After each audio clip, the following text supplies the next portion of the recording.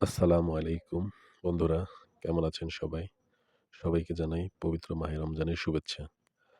রমজান উপলক্ষে আপনাদের জন্য নিয়ে আসলাম বেগুনি বানানোর সহজ এবং শর্টকাট রেসিপি। ১ম এ বেসনের মধ্যে সামান্য একটু তেল দিয়ে নিয়েছি। এখন এর মধ্যে দিয়েছি আদা রসুন বাটা, সামান্য জিরা বাটা, আর দিয়েছি কিছু শুকনো গুঁড়া, হলুদের গুঁড়া, মরিচের গুঁড়া, ধনিয়ার গুঁড়া। সামান্য একটু দিয়েছি গরম মসলার গুঁড়া। আমার ডোটা পানি দিয়ে সবগুলো উপকরণ সুন্দরভাবে মাখিয়ে নিয়েছি। আর রেখেছি পাতলা করে কেটে রাখা বেগুন। এখন সেই বেগুনগুলো সুন্দরভাবে এপিঠ ওপিঠ ভালোভাবে মেখে এখন গরম তেলের মধ্যে একটা একটা করে ছেড়ে দিব। কড়াইয়ে তেল নিয়েছি এবং আমাদের তেলটা গরম হয়ে গেছে।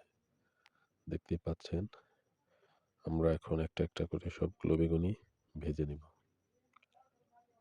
বেসনের মধ্যে সামান্য একটু তেল দিলে বেগুনগুলো অনেকক্ষণ মচমচে থাকে। আপনারা এভাবে খুবই সহজ উপকরণ দিয়ে খুবই অল্প সময়ের মধ্যে বাসায় বেগুনি বানিয়ে ফেলতে পারেন। ঝামেলাও কম, কষ্টও কম। আপনারা খুবই স্বাস্থ্যসম্মত খাবার খেতে পারবেন।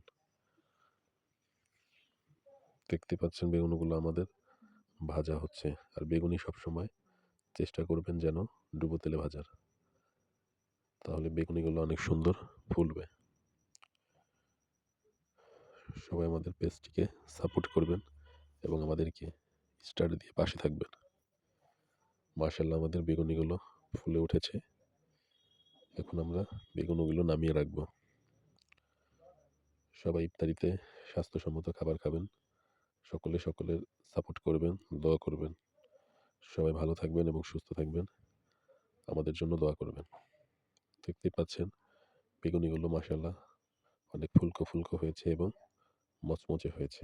ধন্যবাদ সবাইকে।